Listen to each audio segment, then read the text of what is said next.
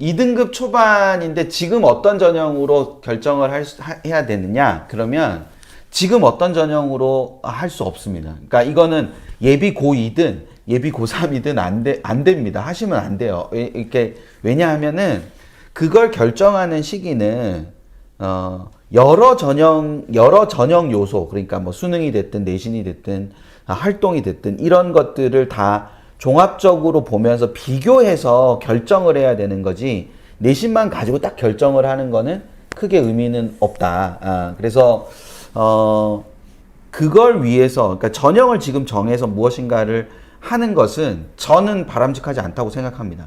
원장님은 조금 다른 견해를 가지실 수도 있어요. 아니요, 그래도 그러고 제가 이렇게 말씀을 드릴게요. 같은 학교 아이인데 어떤 애는 내신이 1.7 정도 되는 친구고 어떤 친구는 내신이 2.7 정도 되는 친구예요. 그럼 우리가 1.7 친구는 일반적으로 수시로 그냥 갈 것 같고 2.7 친구는 뭐 정시로 가야 되나 이런 생각을 하실 수도 있잖아요. 그런데 저는 뭐라고 얘기하냐면은 이 1.7 친구가 이제 학교의 어떤 전체적인 상황이나 어떤 특성을 가진 학교나 입시 결과나 이런 것들을 비교를 해봤을 때 얘는 이 1.7 내신 가지고 갈 수 있는 학교보다 얘가 수능으로 갈 수 있는 학교가 더 좋아버리면은 이 내신은 그쵸. 별 의미가 없을 거예요. 네, 맞아요. 얘가 내신도 좋은데 수능 공부를 되게 열심히 하나요. 그래서 고3 때 9월 달쯤에서 원서를 쓰려고 하고 보고 수능 경쟁력을 대충 따져봤더니 우리 학교 1.7이 갈 수 있는 학교보다 내가 수능으로 가는 게 더 잘 갈 것 같아. 그럼 얘는 1.7 내신을 되게 열심히 땄지만은 수시로 가기 위한 것보다는 수능 공부를 위한 베이스가 됐을 가능성이 큰 거고요. 어떤 친구가 2.7인데 이 친구가 수능 공부를 별로 하지 않았어요. 근데 딱 보니까 얘가 수능을 너무 못해서 어떻게 해서든지 이 2.7 내신을 살려가지고 전국에 어디 있는 학교든지 가야 되는 상황인 거예요. 그럼 얘는 이걸로 가야 되는 거죠. 그리고 예를 들어서 내신 2등급 초반인데 활동이 하나도 없다. 그러면은 그 친구는 교과밖에 쓸 수가 없는 거죠. 그렇죠. 그쵸? 그리고 이 친구가 최저를 되게 잘 맞출 수 있는 친구다. 그럼 최저를 좀 활용해서 쓸 수도 있는 거고, 최저를 맞출 수가 없는 상황이다. 그러면은 최저 없는 데를 써야 되는 거고, 그래서 굉장히 여러 가지 변수가 있기 때문에 결론은 3학년 때 원서 쓸 즈음에서 가장 경쟁력 있는 걸로 쓰면 되는데, 지금부터 뭐를 어떻게 해야 될지 하면은 저는 2학년은 수능 과목 내신을 제대로 챙기는 것부터. 그리고 왜 그러냐면요. 1점 극초반 때든지 아주 최상위권 학교는 모든 걸 다 잘하는 애들이 가요. 그러면 대한민국의 모든 학교들이 모든 걸 다 잘하는 애들을 받고 싶으나 아이들은 인원은 부족하잖아요. 그러면 밑으로 내려올수록 어떻게 되냐면 뭐 다른 애들이 다 잘했다면 얘는 하나가 빠지고 그 밑에는 하나가 또 더 빠지고, 그래서 저희끼리 일정 정도 학교 우리가 생각했을 때 뭐 학교 수준을 말하기는 좀 그렇지만은 일정 정도 학종을 가려고 한다면 선생님들 옛날에 얘기하셨잖아요. 2과목 정도에 나를 돋보이는 과목, 그 과목에서 우수성을 나타낼 수 있는 내신 정도는 존재하는 게 있다. 그러니까는 제가 다른 걸 다 잘하지는 못하지만 적어도 한 이 2개 정도는 되게 열심히 했고 잘했습니다. 이런 것들이 조금 보이면은 꼭 우리가 원하는 그 학교는 아니라고 하더라도 학종도 충분히 의미가 있을 수도 있겠죠. 그래서 저는 애들한테 네가 모든 과목을 다 못 챙기겠으면 가장 잘할 수 있는 2개라도 조금 이 선생님의 눈을 동그랗게 띄울 수 있는 그렇게 조금 챙겨보라는 얘기도 하는 편이에요. 수련논술 시작 시기는 일단 자연계는 미적이 끝이 나야 돼요. 미적이 어느 정도 돼야지. 미적의 끝은? 미적이 끝나니까 미적을 한 번 정도 배우고 뭔 말인지 알아들어야지 좀 할 수 있는 것 같다라는. 물론 학원에 가면 다른 말씀을 하실 수는 있어요. 학원에 가면 다른 말씀을 하실 수 있는데 저는 조금만 잘난 척 해도 돼요?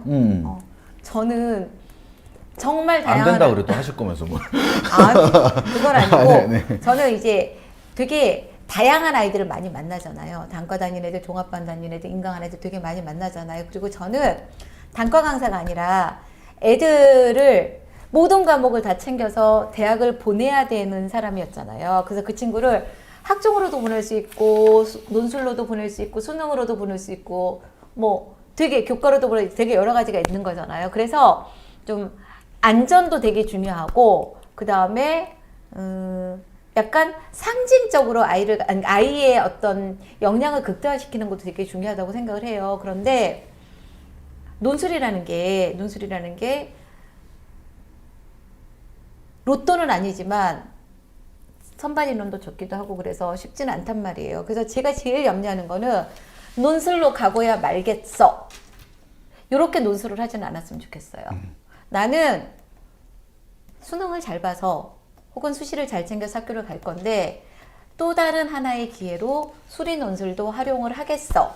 인문 논술도 활용을 하겠어. 이게 돼야 되는 거거든요. 덤이에요, 덤.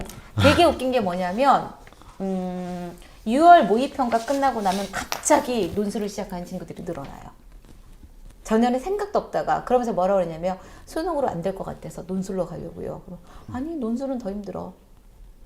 그러니까 그때 가서 시작하지 말라는 게 아니라 얘로 뚫겠다고 했을 때 그리고 뭐 논술학원 선생님들이 되게 싫어하시겠지만은 수리 논술은 상대적으로 덜한 편인데 인문 논술 이 친구 100% 붙습니다. 절대 그렇게 되지 않거든요. 붙을 가능성이 높습니다란 말이 맞는 거죠. 왜냐면 당연히 어떤 경쟁자가 오는지를 모르기 때문에. 그 다음에 수리 논술 시험 본 친구들 보면 붙을 줄 알았는데 떨어졌다는 친구들도 되게 많았거든요. 그래서 결론은 만약에 수능 공부가 너무 많이 부족하고 수리 논술이든 인문 논술이든 그러니까 특히 수리 논술은 수학이 일정 정도 학습력이 있어야 되기 때문에 수리 논술 한 3시간 정도 학원 다니고 그 다음에 3시간 정도 복습하고 숙제하고 해서 한 4시간 정도 투자할 여력이 있을 때 그만큼 해도 수능에 크게 지장이 없을 때 그때가 시작 시기가 아닐까 싶고요. 그 다음에 겨울방학 때 바쁘게 하시는 분들 많이 계시는데 있잖아요. 3월 달에 시작하는 분 또 많이 생겨요. 안 생길 것 같죠? 많이 생겨요. 그러니까 만약 바쁘다면 방학 때는 수능 공부 많이 하고 그 다음에 3월 달부터 시작해도 되고 그 다음에 좀 수학적 역량이 있거나 그런 친구들은 당연히 방학 때 시작해도 나쁘지 않습니다. 상대적으로 인문 논술 같은 경우는 어떤 역량이 조금 확 필요하거나 그건 아닌 것 같아요. 수학처럼 그런 건 아니기 때문에 그래서 그 친구들은 조금 빨리 시작해도 괜찮은데 중요한 거는 수능 최저를 맞춰야 된다라는 거 아마 많이 경험하셨을 거예요. 그리고 또 하나 인문 논술도 수업을 듣고 나면은 반드시 수업 들은 시간만큼 복습과 글쓰기 숙제가 필요하다는 거. 그 정도로 마무리 드릴게요. 그러니까 논술에 시간을 투자하고도 공부를 할 시간이 나와야 되는 거죠. 수능 공부를 할 시간이든 네. 내신 공부를 할 시간이든 이런 것들이 나와야 할 수 있는 거다라고 생각을 해두시면 될 것 같아요. 네, 맞아요. 수리 논술로 붙는 친구들 보면 최저 없는 데서 수학만 잘해서 논술로 붙어서 가는 친구들도 있는데요. 생각보다 붙을 줄 알았는데 네, 안 그런 되고 경우도 실패한 많죠. 친구들 네. 굉장히 많아요. 네. 수학 아마 밴드에 한번 수리 수리 논술 되게 잘했고 분명히 붙는다고 그랬는데 떨어진 경우도 있나요? 라고 한번 질문 올려보시면 그래서 아까 소장님 말씀하셨듯이 그렇게 해서 수리 논술 하나만 파고 가다가 다른 게 하나도 안 되고 입시가 안 됐을 때 그 친구는 다음 연도 재수를 가게 될 때 예를 들어서 그게 안 됐다면은 다른 과목의 학습 상태가 너무 낮기 때문에 굉장히 애를 먹는 경우도 있기 때문에 물론 그렇게 수학을 조금 잘하는 친구들은 조금 비중을 더 갖고 그렇게 공부해도 돼요. 아무래도 가능성이 있죠. 하지만 그걸로 입시가 100% 내가 원하는 대로 되는 건 아니기 때문에 수능 공부도 반드시 꼭 같이 해라.